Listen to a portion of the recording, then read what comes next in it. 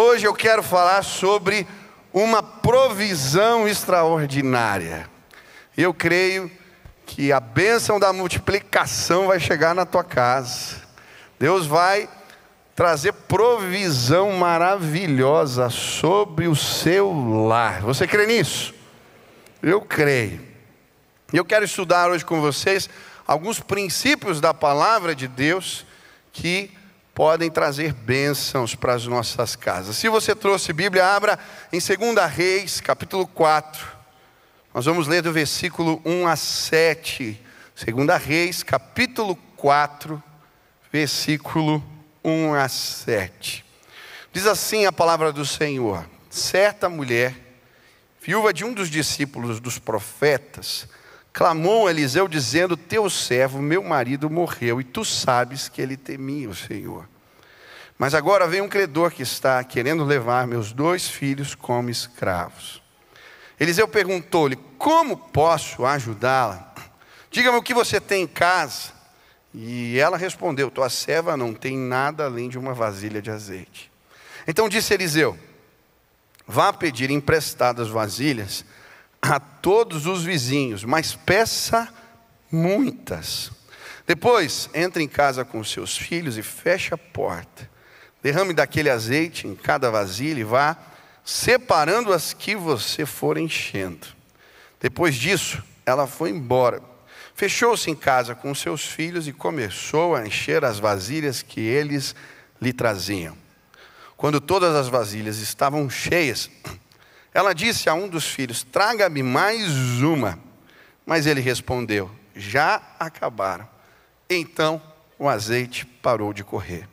Ela foi e contou tudo ao homem de Deus, que lhe disse: vá, venda o azeite e pague suas dívidas, e você e seus filhos ainda poderão viver do que sobrar. Deus muitas vezes sinaliza o que Ele está para fazer. Jesus vai dizer que deveríamos ser capazes de discernir os tempos. Ele vai dizer em Mateus 16, olha, quando o céu está alaranjado, avermelhado, à tarde, você sabe que vai fazer tempo bom. Quando de manhã chega um determinado tipo de neblina, você sabe que vai chover. Ele fala sobre discernirmos os tempos. E eu creio, eu consigo enxergar sinais de que um tempo de provisão maravilhosa, de multiplicação vai chegar sobre nós. Você crê nisso? Eu creio. E eu consigo enxergar aqui na vida da igreja algumas coisas acontecendo que sinalizam essa bênção de Deus. Primeiro, essa multiplicação vai vir na forma de pessoas. Eu tive o privilégio, essa quarta-feira, de participar da assembleia da igreja. E nós recebemos nesse bimestre 560 novos membros. É a maior entrada da história da igreja numa assembleia regular. Você pode aplaudir a Deus por isso? E sabe, eu fiquei mais feliz porque a maioria das pessoas que chegaram através de batismos, se converteram, são novos convertidos, frutos aqui dessa casa. Também fiquei feliz porque os que chegaram eram de todas as idades. Na assembleia tinha senhores com mais de 80 anos. Você observou o batismo passado, tinha um senhor bem idoso que foi batizado, tinha alguns senhores que chegaram. Mas tinha criança, tinha jovem, tinha adolescente, e os testemunhos eram impactantes. Uma das jovens que deu testemunho na assembleia, ela falou que os pais estavam separados há 26 anos. A sua mãe tinha problema com drogas. Começou a frequentar a igreja, Deus transformou a vida dela, ela abandonou o vício. O ex-marido começou a frequentar a igreja também. E depois de 26 anos separados, eles casaram de novo. E ela veio aqui para participar, ver o que Deus estava fazendo, se converteu também. Agora eu falo assim, ela está falando lá na assembleia: não tem como negar que Deus está fazendo algo nesses dias, nesse lugar. Eu quero me batizar. Louvado seja Deus por isso. Deus está trazendo uma bênção, sinalizando uma bênção de multiplicação. Essa multiplicação também vai vir na forma de recursos financeiros. Semana passada no culto, a Sil contou uma história aqui à noite sobre uma oferta de uma irmã que deu um galo para o pastor. Ia acabar o programa, né, de rádio, o pastor faz um apelo, e aí a irmã lá no interior da Paraíba chega em casa, olha para o marido: o que a gente pode ajudar? Fala: a gente só tem esse galo. E ela vai lá no próximo culto, anda 6 quilômetros, e entrega o galo para o pastor. O pastor fica olhando: o que eu vou fazer com o galo da dona Lourdes? Mas aí ele pega o galo, anuncia na internet o galo, que recebeu a sua oferta dessa irmã. O pastor Jeremias Pereira fica sabendo, estava pregando fora do país, fala do galo da dona Lourdes. O irmão no Canadá ouve a história e resolve pagar para continuar o programa de rádio, mas ele não faz apenas isso. Ele falou: eu quero abençoar a dona Lourdes. E ele compra um sítio para a dona Lourdes. Por causa da oferta do galo, essa história foi correndo e chegou em Nova York. E alguém em Nova York, uma missão, resolve escrever uma matéria no jornal sobre a história da dona Lourdes e falar: a gente vai dar todo o equipamento que ela precisa para fazer a produção no sítio. Agora a dona Lourdes, além de ajudar o programa de televisão, ela tinha um sítio e se tornou uma produtora agrária. Deus é bom demais. Um menininho ouviu essa história do galo essa semana e mandou um recado para mim. Ele tem 10 anos e ele é filho da senhora aqui que trabalha na conservação, na limpeza. Eu recebi o áudio, ele chorando, dizendo: a oferta da dona Lourdes tocou meu coração. Eu peguei aqui as minhas economias. Eu não sei o que é economia de um menino de 10 anos, deve ser um cofrinho. E eu resolvi dar para o projeto do Senhor. Hoje eu contei essa história aqui, no final do culto veio um irmão que falou para mim: pastor, eu quero abençoar o menino do cofrinho. Sabe por quê? Quando a gente faz o que a palavra de Deus ensina, Deus traz bênçãos sobre a nossa vida. Eu tenho certeza que a oferta que ele vai receber é maior do que o cofrinho todo que ele entregou. Você crê nisso? Hoje eu quero falar de princípios de Deus, que quando aplicados na nossa vida, trazem provisão extraordinária. São 10 princípios. Eu só vou conseguir falar 4 hoje de manhã. Venha no culto da noite, eu não sei se eu consigo falar dos 6, mas anota tudo e põe em prática na tua vida e você vai ver Deus multiplicando. Você crê nisso, amém? Primeiro princípio: a provisão de Deus vai chegar e ela é extraordinária. Primeiro princípio: cultive relacionamentos abençoadores. Cultive relacionamentos abençoadores. Existem relacionamentos que funcionam como chaves em nossas vidas. Eles abrem portas e liberam bênçãos de Deus sobre nós. Um dos maiores ativos que uma pessoa pode ter são relacionamentos que abençoam. Precisamos identificar que relacionamentos são estes e valorizá-los. Enquanto eu lia esse texto da palavra de Deus, me chamou a atenção na minha Bíblia o título da história: Eliseu aumenta o azeite da viúva. Existem pessoas que aumentam na nossa vida, que acrescentam na nossa vida. E se relacionar com elas, traz a bênção de Deus. Bênção extraordinária. A Bíblia vai nos falar da história de um homem que tinha falecido. Ele não deixou uma herança muito boa para os seus filhos, ele deixou dívidas. Mas teve algo que ele conseguiu deixar: um relacionamento capaz de abençoar a sua família, agora que ele não estava presente. Porque aquele homem se relacionava com Eliseu, a bênção da multiplicação chegou na sua casa. Sabe, existem pessoas que carregam a bênção de Deus com elas. Você deve conhecer alguém assim. quando nos relacionamos com essas pessoas, quando estamos perto delas, a bênção de Deus respinga na nossa vida. Quer ver um exemplo disso bíblico? José. Porque José estava na casa de Potifar, a casa foi abençoada. Porque José se tornou governador do Egito, todo o Egito foi abençoado. Existem pessoas que carregam a bênção de Deus. Eliseu era um homem assim.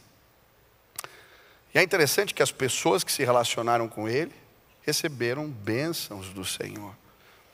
O primeiro relacionamento que a Bíblia vai narrar são os homens de Jericó. A terra era infrutífera, estéril, porque as águas de Jericó estavam contaminadas. Mas por causa do relacionamento daqueles homens com Eliseu, Deus cura as águas e torna aquela terra produtiva. Sabe, existem relacionamentos na nossa vida que nos tornam estéreis. Eles fazem a gente parar de produzir. Encosta com um preguiçoso, você vai parar de produzir. Ele te influencia para o mal. Agora, existem relacionamentos na nossa vida que nos tornam produtivos, frutíferos.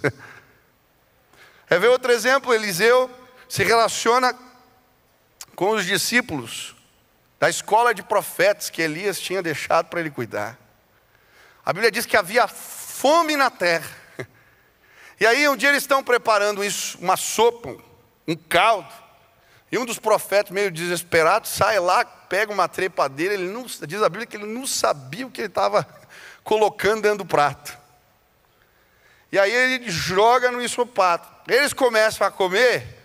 E aí alguém grita: morte na panela, morte na panela. A comida está envenenada. Sabe, existem relacionamentos na nossa vida que nos envenenam.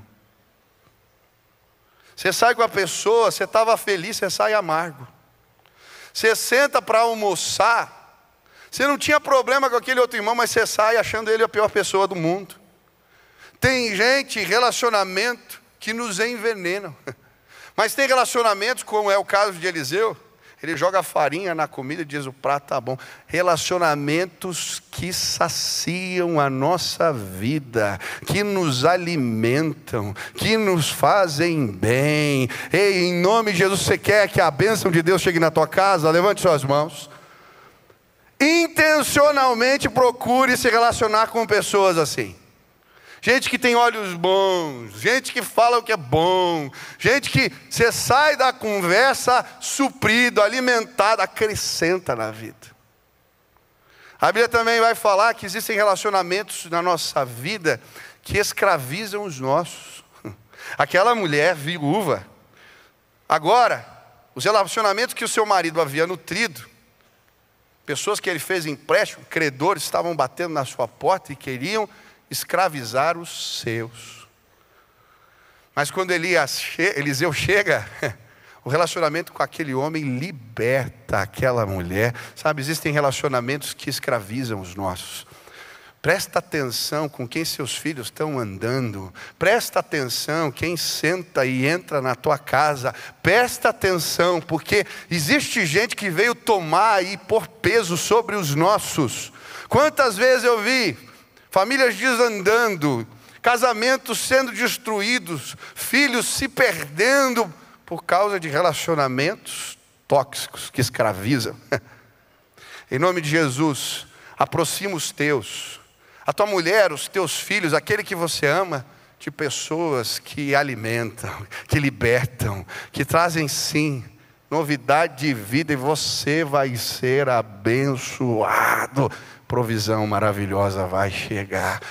Agora, isso precisa ser intencional. Intencional. A mulher sunamita, capítulo 4, a continuação. A Bíblia diz que ela: vejo que Eliseu é um homem de Deus, diz para o marido. E aí o que ela faz? Ela constrói um quartinho para ele, no andar de cima, no terraço da casa. Porque de forma intencional ela queria estar perto daquele relacionamento que podia abençoá-la. E de fato ela é abençoada. Ela era estéril, e por causa daquele relacionamento ela pode ter filhos. Em nome de Jesus, de forma intencional, você tem procurado relacionamentos que te abençoam? Em áreas diversas da minha vida, eu tenho procurado pessoas, e sabe, elas abrem as portas das bênçãos de Deus para mim. Esses dias eu estava lá no hospital, fiquei 11 dias de castigo, né? Internado. E aí o pastor Elias Dantas foi me visitar. Chegou lá aquele jeito dele, muito engraçado, começou a puxar papo. E eu fiz um monte de pergunta para ele, meia hora que ele ficou lá.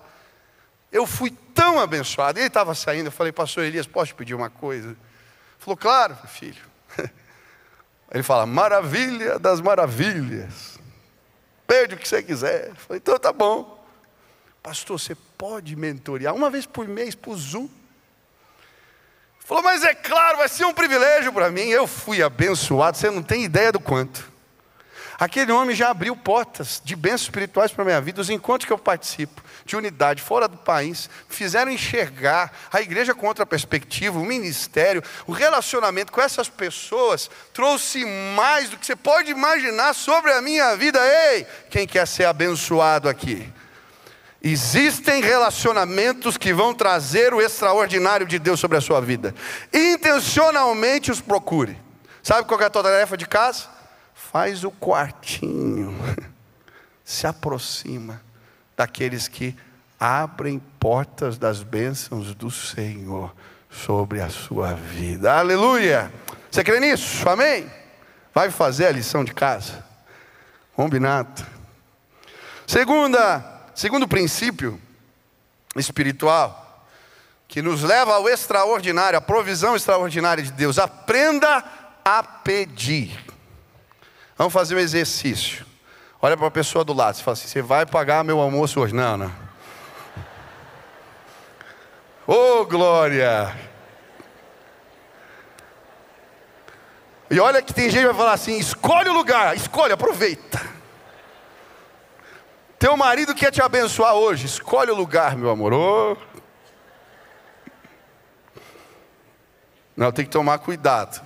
Eu pergunto para a Nina, escolhe o lugar. Ela, McDonald's, está fácil, é barato. Pergunto para si, o negócio fica mais complicado. Você quer ser abençoado? Você tem que aprender a pedir. Versículo 1 diz, certa mulher viúva de um dos discípulos dos profetas, clamou a Eliseu. Aquela mulher recebeu da parte do Senhor provisão extraordinária, porque ela pediu. Muitas pessoas não recebem da parte do Senhor porque não pedem. E a palavra de Deus vai dizer, peçam e lhes será dado. Busquem e encontrarão. Batam e a porta lhes será aberta. Pois todo o que pede, recebe. O que busca, encontra. E aquele que bate a porta, será aberta. Qual de vocês, se seu filho pedir pão, lhe dará uma pedra? Ou se pedir peixe, lhe dará uma cobra? Se vocês, apesar de serem maus, sabem dar boas coisas a seus filhos, quanto mais o Pai de vocês que está nos céus dará coisas boas aos que lhe pedirem. A maioria de nós não gosta de pedir. Quem gosta de pedir aqui? Eu não gosto. Talvez você já deve ter ouvido alguém falar assim, eu já disse isso. Eu não peço nada para Deus, só agradeço. Já viu? Já falou isso? Eu lembro que eu falei isso para o meu pai uma vez e falou, está errado. Você está perdendo de ser abençoado. Sabe por que a gente não gosta de pedir? Porque a gente é orgulhoso. E pedir fere o nosso orgulho. Deixa eu te dizer uma coisa. Você precisa da ajuda de Deus. Você precisa da ajuda de Deus. A mulher sunamita, ela tinha muitos recursos. A Bíblia diz que ela era uma mulher rica. Mas ela precisava da ajuda de Deus. Quando a gente fica no hospital, quando uma enfermidade bate a porta da nossa casa, e os nossos recursos não são suficientes, a gente vê quão dependente nós somos. Você precisa da ajuda de Deus. Uma das coisas que mexeu com o meu orgulho foi o Legendários. Eu estava subindo uma montanha lá, Mas pensa num negócio assim, era um paredão complicado. Tinha o senhor, ele tinha uns 25 anos mais do que eu. E ele estava subindo numa boa. E eu arriei. E aí eu fiquei olhando e eu tive que pedir ajuda. Fui rebocado da montanha. Que vergonha. Os caras lá, vai, me empurrando. Cãibra nas duas pernas. E eu lembro quando eu subi lá, cheguei no alto da montanha, eu comecei a chorar. Sabe por quê? Porque eu não gosto de pedir ajuda. Eu estava envergonhado. A bênção está do teu lado às vezes. A Bíblia diz: suportai uns aos outros é amor. Deus, Ele quer derramar bênçãos. Ele quer usar pessoas para nos abençoar. Mas a gente tem que aprender. Mas a Bíblia diz também que essa mulher pediu do jeito certo. Existe um jeito certo de pedir? Sim, tem gente que não sabe pedir. Pede, mas pede do jeito errado. Já viu gente que tem essa habilidade de pedir mal? Aí, em vez de você querer ajudar, você fica com raiva da pessoa, porque ela pede errado. A Bíblia diz que espiritualmente isso acontece também. Tiago capítulo 4, versículo 3. Pedi e não recebereis, porque pedis mal, para o gastardes em vossos prazeres. 1 João capítulo 5, versículo 14 e 15 diz: esta é a confiança que temos ao nos aproximarmos de Deus, se pedimos alguma coisa de acordo com a sua vontade, Ele nos ouve. E se sabemos que Ele nos ouve em tudo o que pedimos, sabemos que temos o que dEle pedimos. Eu estava lendo aquele livro do Robert Morris, Uma Vida Abençoada. Quem já leu esse livro? Se não leu, leia, vale a pena. E ele vai falar da multiplicação dos pães e peixes. E ele vai falar de dois princípios que estão aqui nesses versículos que eu li, que trazem multiplicação sobre as nossas vidas. Primeiro, Deus multiplica aquilo que Ele abençoa. Por isso Jesus, antes de partir os pães, Ele pediu que Deus abençoasse. Se o que eu estou pedindo Deus não pode abençoar, eu estou pedindo mal. Deu para entender? Tem coisas que eu peço para Deus e que Ele não pode abençoar. Por quê? Porque eles vão contra a palavra de Deus. Porque eles ferem princípios bíblicos. Porque a gente vai usar para futilidades a palavra. Deus não abençoa. Segundo princípio que ele fala: Deus multiplica aquilo que não retemos, mas que repartimos. Jesus, Ele pega o pão, Ele pede a bênção, Deus pode abençoar, Ele põe nas mãos dos discípulos, e o que os discípulos fazem? Eles retêm, eles repartem. E porque eles repartem, Deus derrama mais. Quem quer uma provisão aqui? Levanta a mão, você quer uma provisão extraordinária de Deus? Peça o que Deus pode abençoar. E aquilo que você receber, reparta. Eu nunca vou esquecer aqui na igreja, na época da pandemia, eu participei de um conselho que marcou a minha vida. Todo mundo estava o quê na época da pandemia? Sentando no cofre. Porque a gente não sabia o que ia acontecer.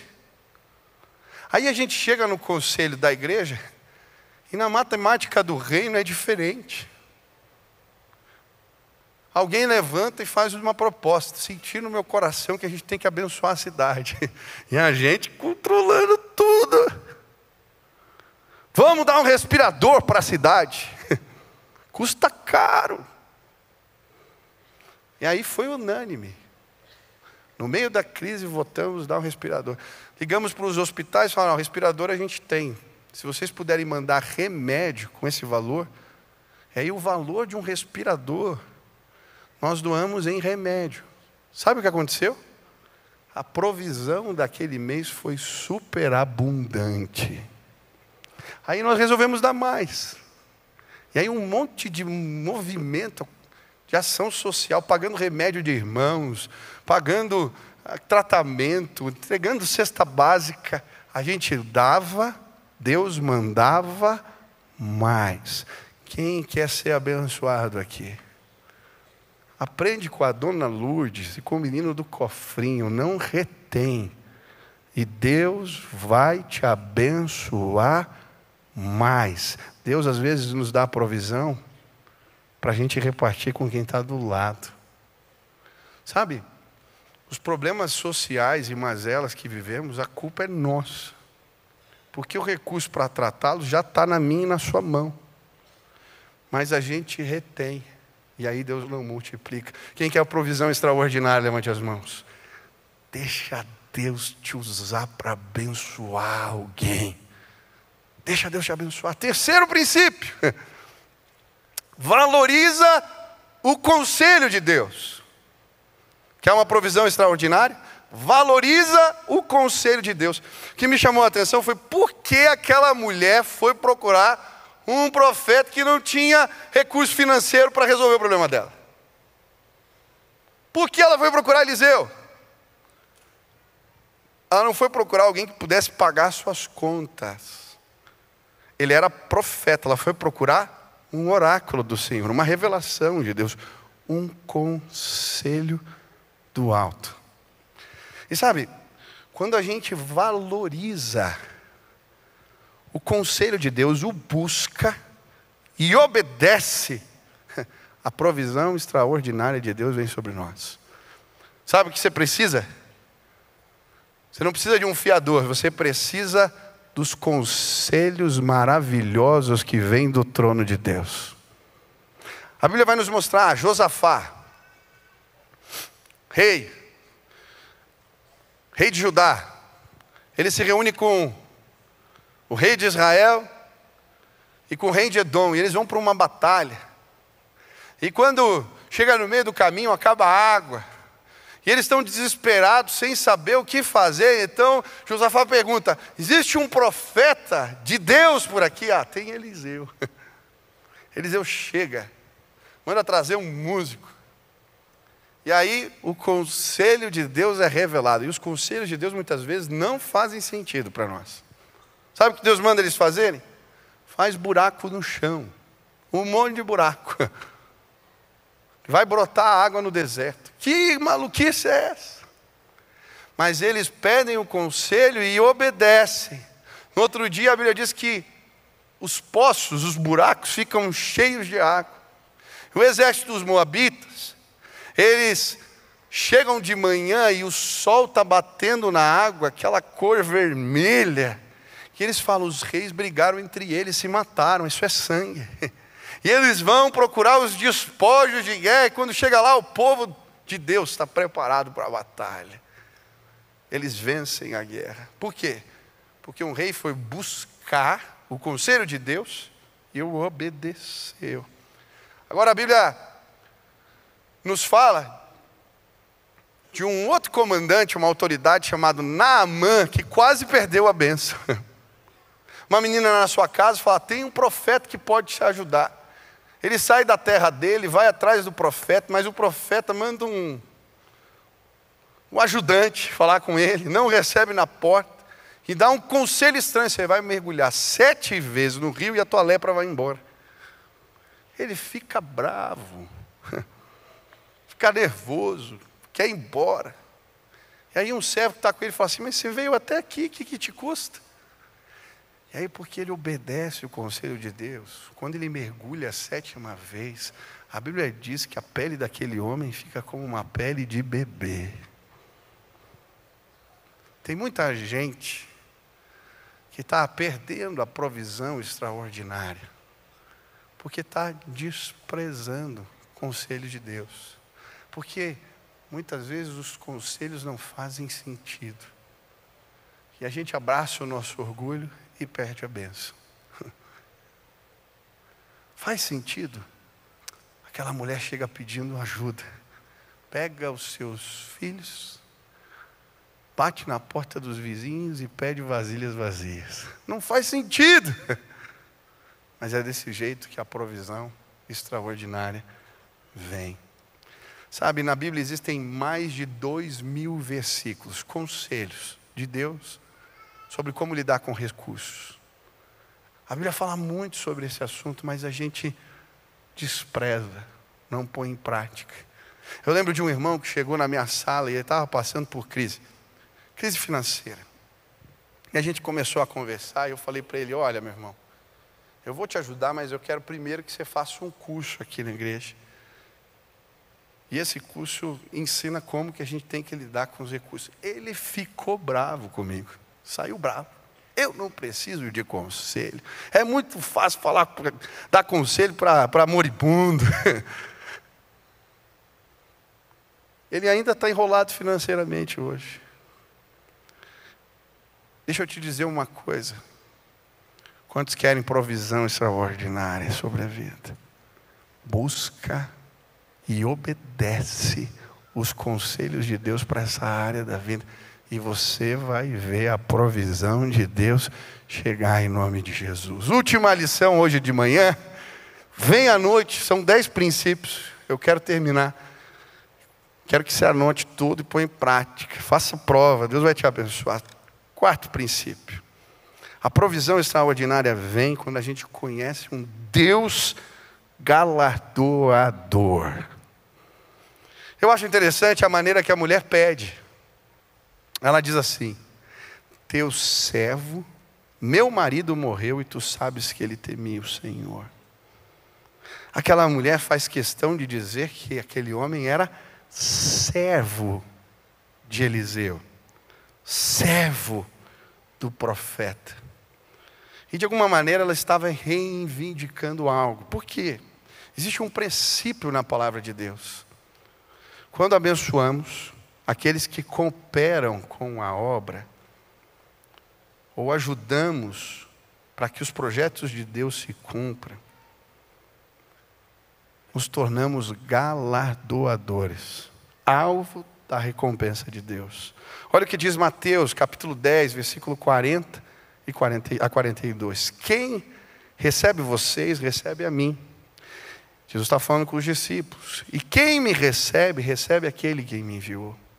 Quem recebe um profeta, porque ele é profeta, receberá a recompensa de profeta. E quem recebe um justo, porque ele é justo, receberá a recompensa do justo. E se alguém der, mesmo que seja apenas um copo de água fria, a um desses pequeninos, porque ele é meu discípulo, eu lhes asseguro que não perderá a sua recompensa. A Bíblia está dizendo que nos tornamos galardoadores de Deus quando cuidamos das coisas de Deus. Pega esse princípio para você. Quando eu cuido das coisas de Deus, Deus cuida de mim. Amém? Repete: quando eu cuido das coisas de Deus, Deus cuida de mim. A mulher sunamita entendeu isso. Ela não fez apenas um quarto porque ela queria estar perto do profeta. A Bíblia diz que ela pôs uma cama, uma mesa, uma cadeira e uma lamparina. Ela estava cuidando do homem de Deus, daquele que fazia a obra de Deus. Ela estava cuidando do projeto de Deus. E ela se torna alvo do favor do Senhor. Olha o que diz Hebreus. Capítulo 11, versículo 6. Sem fé é impossível agradar a Deus, pois quem dele se aproxima precisa crer que ele existe e que é galardoador daqueles que o buscam.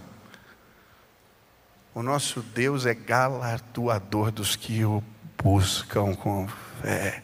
Você quer ser alvo das recompensas de Deus? Ele é fiel. Cuida das coisas de Deus, você vai ser abençoado. Eu nunca vou esquecer, vou terminar com essa história. Tem alguém aqui que quer casar? Quer casar? Levanta a mão, deixa eu ver. Isso com vontade, meu Deus. Tem gente que tem medo de assumir que quer casar, pelo amor de Deus. Como é que você vai ser abençoado? Quando chega perto do casamento, você começa a fazer conta. Casar hoje em dia custa caro. Eu lembro que eu pedi assim em casamento e a gente começou a fazer conta. É a conta de quanto vai custar a festa. Puxa, mulher tem um monte de coisa. É a maquiagem, é o vestido, E aí tem que pagar o apartamento, tem que provisionar as contas do novo lar.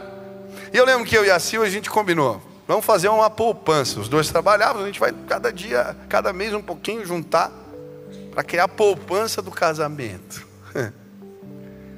Aí eu lembro que um dia eu vim no culto, estava do lado da Silvia, minha noiva, a gente sentadinho aqui, e aí tinha um irmão que tinha ficado desempregado. Aquele irmão era uma bênção, cuidava de um monte de gente. E na hora do culto, o Espírito Santo tocou meu coração. Tira um pouquinho lá da poupança do casamento e dá para esse irmão. Eu falei, Sil, vamos dar para esse irmão. Ela falou, vamos. E aí nós pegamos, naquela época eu usava cheque, né? Tô velho, agora é um Pix, né? Você vai hoje até na rua, os caras têm Pix, meu. Vai pedir gorjeta, não, você não tem Pix.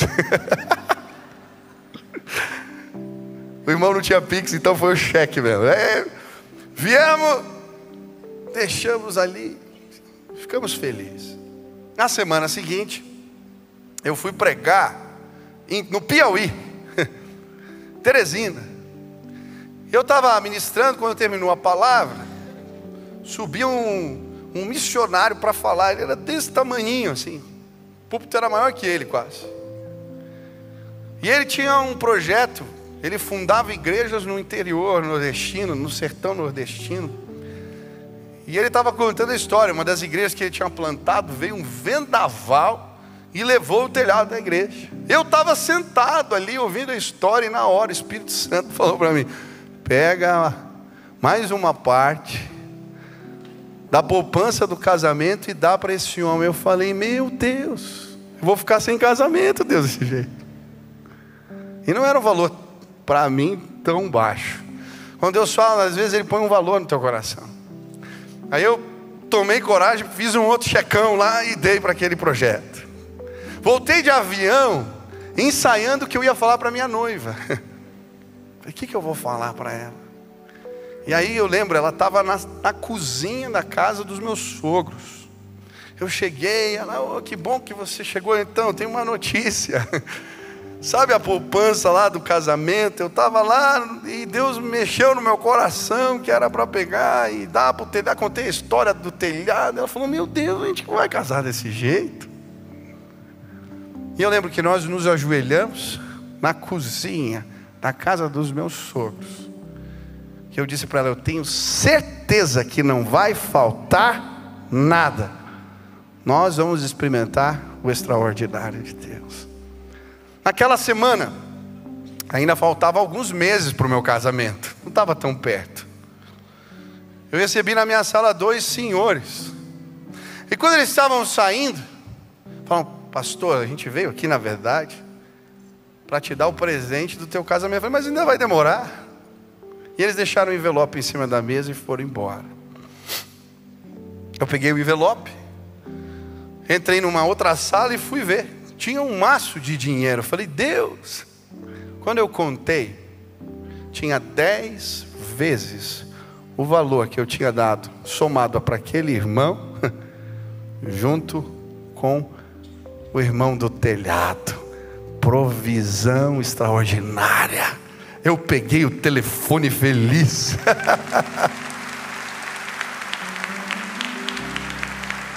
Liguei para minha noiva. Falei, eu não te falei que não ia faltar nada. Fiquei até metido. E nós começamos a chorar no telefone. E eu podia te contar inúmeras histórias. Não se trata de ser rico. Não é isso. Eu e você podemos experimentar a provisão milagrosa, extraordinária. Eu e minha casa temos provado isso, e eu quero que você prove isso também. Hoje eu quero orar por vocês. Se você quer provar a fidelidade, o extraordinário de Deus, você quer aplicar o conselho do Senhor, quer abençoar os outros e ser abençoado, quer parar de reter, mas compartilhar, quer pedir do jeito certo. Eu não sei o que Deus falou com você. Talvez Ele falou de relacionamentos abençoadores, eu não sei. Mas se você quer aplicar isso na tua vida e experimentar a provisão extraordinária de Deus, bênção do Senhor. Onde você está? Fica de pé, eu quero orar por você agora. Onde você está? Se apresenta.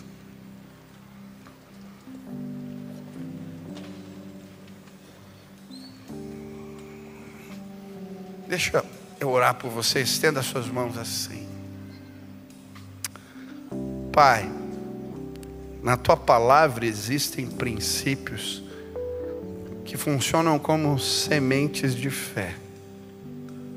Quando as plantamos, o fruto chega sobre nós, provamos da doçura, da tua provisão e fidelidade. Hoje eu quero pedir, coloca as sementes nas mãos dos meus irmãos, princípios que vão trazer bênção sobre a casa, sobre a família, sobre os seus.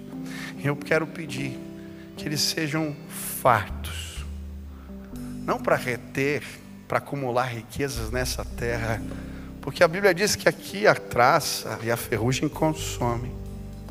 Mas Pai, para que eles possam, ele e os seus, provarem a fidelidade de Deus, para que os sinais do Senhor se cumpram entre eles, que eles sejam fonte de bênçãos na vida de muita gente.